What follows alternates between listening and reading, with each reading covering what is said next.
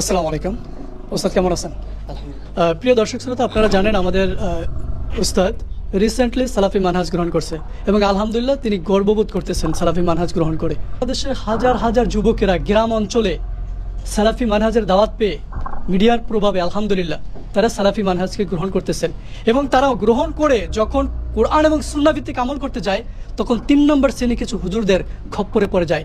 তারা বিভিন্নভাবে বোঝায় এদের আমল ঠিক নাই। এবং আমি আপনাকে একটা ভিডিও দেখাতে চাই যেখানে প্রকাশ্যে একজন আপনার মতো মুফতি অথবা আপনার ওস্তাদও হইতে পারে তেমন একজন ব্যক্তির বক্তব্য আপনাকে শোনাচ্ছি এবং আপনি একটু বলবেন যে আসলে তার জায়গা থেকে এভাবে একজন আলেম এভাবে বলতে পারেন যে সহিহ সুন্নাহর বিরুদ্ধে এভাবে তাদের অবস্থান কিভাবে যায়, যেখানে সারা পৃথিবীর যতগুলো মুসলিম কান্ট্রি আছে সকল কান্ট্রিতে যে আমলটা জারি আছে সেই আমলটাকে তারা বাতিল বলে দিচ্ছে এবং নিজেকে সে বলছে আমি দলিল। আপনি একটু শোনেন ওস্তাদ, শুনবেন। 20 রাকাতের কম তারাবি হয় না, হয় না, হয় না, হয় না, হবে না। দৈন্তান নয় কান না, কি নয় কান না, দৈন্তান ন মর্দিনান্ন না, দৈন্তান নয় কান। হ্যাঁ, 8 রাকাত যারা তারাবি পড়ে কিংবা বলে তাদের তারাবি আদায় হবে না। আমার কোনো দলিল লাগতো না, দলিল তুমি থো বাদ দাও। শুনলেন তো ওস্তাদ, যেখানে সারা পৃথিবীতে আমি একটা আমার ফেসবুকে পেজে কমেন্ট করছি আপনারা কোন কোন দেশ থেকে তারাবির সালাত আজকে আদায় করলেন প্রথম দিন এবং কত রাকাত করলেন।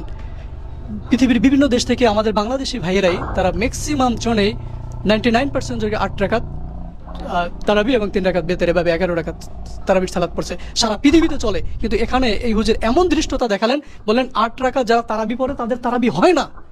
আপনি বাংলাদেশের স্বনামধন্য প্রতিষ্ঠান থেকে আপনি দাওরা কমপ্লিট করছেন, দ্বিতীয়ত আপনি ভারতের দেওবন্দ থেকে পড়াশোনা করছেন, এলম আছে। কিন্তু এই বক্তব্যটা যখন ছড়িয়ে যায় এবং গ্রাম গায় যে সকল ছেলেরা এই সালাফি মানহাজটাকে গ্রহণ করতেছে, তারা সহিহ সুন্নাহ আমল করতেছে, তারা প্রতিবন্ধকতা ফেলে, এই বিষয়টাকে আপনি কিভাবে দেখছেন একটু বলবেন? জি আলহামদুলিল্লাহ, আসলে বক্তা তো অনেক হয়, আর কেউ মাইকের সামনে গলা ফাটিয়ে কথা বললে আমাদের দেশে আসলে বক্তা হয়ে যায়, সহজে বক্তা হওয়া যায়। বক্তার এলেম দেখেন না, বক্তার আমল দেখেন না। উসুল হাদিসের একটা পরিভাষা আছে, মুহাদ্দিসগণ ওই সকল ব্যক্তি থেকে হাদিস গ্রহণ করতেন না যারা মিথ্যা কথা বলে, বেশ কিছু গুণ, ইভেন তারা রাস্তার পাশে প্রস্রাব করে কিনা, কোনো পশু পাখিকে কষ্ট দেয় কিনা, সবগুলো বিষয়ে যাচাই করে এরপর হাদিস সংগ্রহ করতেন। তো যাই হোক, সেই বিষয়টা এখন আমরা যাচাই বাছাই করি না, যার কারণে আমরা সহিহ হাদিস জয়ীফ হাদিস কোনো কিছুই বুঝি না। আর শ্রোতা কারা, কিছু কিছু বক্তা আছে যারা মাইক পেলে বিভিন্ন রকমের কথা বলে থাকেন। তো যে বক্তার কথা বলেছেন, আমাদের একজন ভালো আলেম বা সোশ্যাল মিডিয়া যথেষ্ট এস্টাবলিশ একজন বক্তা আনিসুর রহমান আশরাফি সাহেব, আমাদের কুমিল্লার, উনি যথেষ্ট দাফট হুঙ্কার দিয়ে বলেছেন যে 20 রাকাতের কমে তারাবি হয় না, তারাবি হয় না। তো কথা বললে তো অনেক কিছুই বলা যায়। এখন যারা 20 রাকাত তারাবি পড়েন, আবার তিনি এই কথা বলেছেন যে দলিল লাগবে না, উনি নিজেই দলিল। এই সকল বিভ্রান্তকর কথা না বলাটাই উচিত। আপনি যখন কোনো জাতির সামনে কোনো কথা বলবেন, ইখতিলাফি মাসলাগুলো যখন সামনে চলে আসবে, তখন আপনাকে তো আগে দলিল দিতে হবে। যতক্ষণ পর্যন্ত আপনি দলিল দিবেন না, আপনি হাজারো কথা বললেন কিন্তু দলিল দিলেন না, কথা আপনার।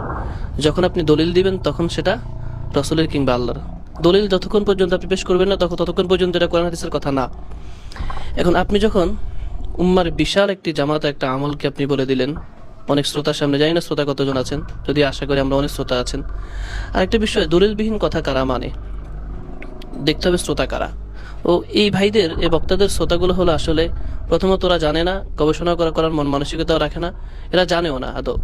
যদি জানতো তাহলে হয়তো বক্তাকে তখন ঘাট ধরে স্টেজে নামাই দিত যে আপনি কোরআন হাদিসের কথা বলবেন, এমন একটি ময়দানে কোরআন হাদিসের কথা বলবেন দলিলবিহীন, আবার অকপট দলিলের সাথে গাদ্দারি করবেন। এই সকল কথা যারা শুনে, ওই সকল শ্রোতাদের জন্য আফসোস লাগে, তারা এই সকল বিভ্রান্ত কথা শুনে আবার সেখানে সমর্থন দিচ্ছে। যাই হোক, আল্লাহ তাআলা হেদায়েত করুক। আমরা যখন কোনো বক্তার কথা শুনবো, যতক্ষণ পর্যন্ত বক্তা দলিল দিবে না ততক্ষণ পর্যন্ত এটা বক্তার কথাই, যখন দলিল দিবে তখন সেটা কোরআন হাদিসের কথা হবে। এটা হলো আসলে সালাফি ভাইদের যারা, তাদের সৌভাগ্য বলা যায়। কারণ আমি যতজন সালাফি ভাইদেরকে চিনি, আদনান অনুসারীদেরকে চিনি, সবাই আলহামদুলিল্লাহ দলিল তালাশ করে, বড়দের পাশাপাশি ছোটরাও দলিল তালাশ করে, এটা আলহামদুলিল্লাহ। কিন্তু আমাদের হানাফি ভাইদের জন্য দুর্ভাগ্য, তারা দলিল খোঁজে না, বড় হুজুর খোঁজে। এই বিভ্রান্তির কারণেই কিন্তু যুগে যুগে এত মত হয়েছে, এত পথ হয়েছে, আর বড় হুজুর কেন্দ্রিক বিভিন্ন দল হয়েছে, বহু তাকিদা হয়েছে, যাতে আজকে বিভ্রান্ত হয়েছে। হাজার হাজার খানকা মাজার, হাজার হাজার শিরক বেদাত কিন্তু বড় হুজুর কেন্দ্রিক হয়েছে। এক্ষেত্রে আমাদেরকে সতর্ক থাকতে হবে। তারাবি 8 রাকাত হয় না 20 রাকাত হয়, সেটা আপনি আসেন, বাহাসে আসেন, দলিল নিয়ে বসেন, যদি আপনার দলিল বা যে কোনো বক্তাই হোক না কেন, আপনি আপনার দলিল পেশ করেন আর আমরা আমাদের দলিল পেশ করি, 8 রাকাতের পক্ষে দলিল পেশ করি, আপনি 20 রাকাতের পক্ষে দলিল পেশ করেন, তো দেখা যাক কার দলিলটা কত বেশি স্ট্রং। অথচ 20 রাকাতের দোহাই দিচ্ছে যারা, তারা কিয়ামত পর্যন্ত সময় দিলেও রাসূল এবং সাহাবাই কেরাম 20 রাকাত পড়েছেন একটা দলিল দিতে পারবে না। প্রিয় নবী সাল্লাল্লাহু আলাইহি সাল্লাম 20 রাকাত পড়েছেন, একটা দলিল দিতে পারবে না। সাহাবাই কেরাম, হ্যাঁ, ওমর ফারুক রাদিয়াল্লাহু তাআলা আনহুর একটা দলিল দিয়ে থাকেন, যদিও সেটা সহিহ হাদিস দ্বারা সাব্যস্ত না, ঠিক আছে, যদিও এর বিপক্ষে, হ্যাঁ, একটা হাদিস যখন পেশ করবে, হাদিসের বিপরীত যখন অন্য হাদিস পাওয়া যাবে, তখন সেই হাদিসের বিষয়ে ইশকাল থাকে, তখন সেই বিষয়ে তখন তাহকিকের প্রয়োজন হয়ে পড়ে। তখন তাহকিক ছাড়া যারা এই সকল হাদিস মানে আবার অকপটে কথা বলেন, তা আমরা বুঝতে পারি আসলে হাদিসের জ্ঞান কতটুকু তারা রাখেন। আর যারা দলিল লাগবে না, নিজেরাই দলিল, তাহলে আমরা বুঝতে পারি আসলে দলিল জানে না, দলিল নিজে কখনো জানেও না, তালাশও করে নাই, জানার প্রয়োজনও মনে করে না।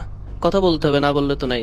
দলিল যদি জানতো তাহলে দলিল দিয়ে কথা বলতো, দলিল যেহেতু নাই তাহলে তো বলতে হবে, কিছু না কিছু একটা তো বলতে হবে। আল্লাহ তাআলা হেদায়েত করুক। দর্শক শ্রোতা, আমরা এই বিষয়ে আসলে জানতেছিলাম, কারণ আমরা জানি সালাফি মানহাজ এবং আহলে হাদিসদের দাওয়াতটা এবং তাদের যে মানহাজ এবং মেথোলজি, মানে এটাকে ওভার করে বা এটাকে একাডেমিক সোর্স দিয়ে এটাকে প্রতিহত করার মতো হিম্মত আসলে নাই তাদের। আছে শুধু তার চাপাবাদী এবং গ্রাম গায়ে বিভিন্ন জায়গাতে বিভিন্ন ধরনের প্রোপাগান্ডা করে, ঠিক আছে। এগুলো আমি গ্রামের লোক, আমি ঢাকাতে থাকি, এই ঢাকার ম্যাক্সিমাম মানুষগুলো কিন্তু বুঝে গেছে, অভ্যস্ত হয়ে গেছে। কিন্তু গ্রামের যে সকল ছেলেরা বা মেয়েরা বা কোনো একটা ফ্যামিলি যখন সহি তরিকায় চলতে চায়, তখন তাদের মধ্যে বিভিন্ন ধরনের প্রতিবন্ধকতা চলে আসে। এই পাড়ার হুজুররা এই ধরনের কথাগুলো বলে থাকে, আর তাদের বড় হুজুররা যে এলম রাখে না, সেটা কিন্তু আমরা শাইখের আলোচনার মাধ্যমে বুঝতে পারলাম। তো তথাপি কে রাখে এবং রাখে না, এটা আমাদের দেখার বিষয় না। এই হুজুর যদি না বলতেন যে যারা তারাবি 8 রাকাত পরে তাদের তারাবি হয় না, মানে এই যে একদম হয় না বলে দিলেন, এই হয় না বলার অধিকার তো আল্লাহ এবং আল্লাহ রাসূল রাখেন, এবং আল্লাহ রাসূলের হাদিস দ্বারা 8 রাকাত সাব্যস্ত, ওমর রাদিয়াল্লাহু থেকে 8 রাকাত সাব্যস্ত, যেখানে সহিহ হাদিস সে আসছে, সেখানে হানাফিদের বিশাল একটা জামা যার উপর ঐক্যবদ্ধ রয়েছে, সেখানে আমাদের দেশে হানাফিদের দোহাই দিয়ে এই ধরনের বক্তারা বিভ্রান্ত ছড়াচ্ছে।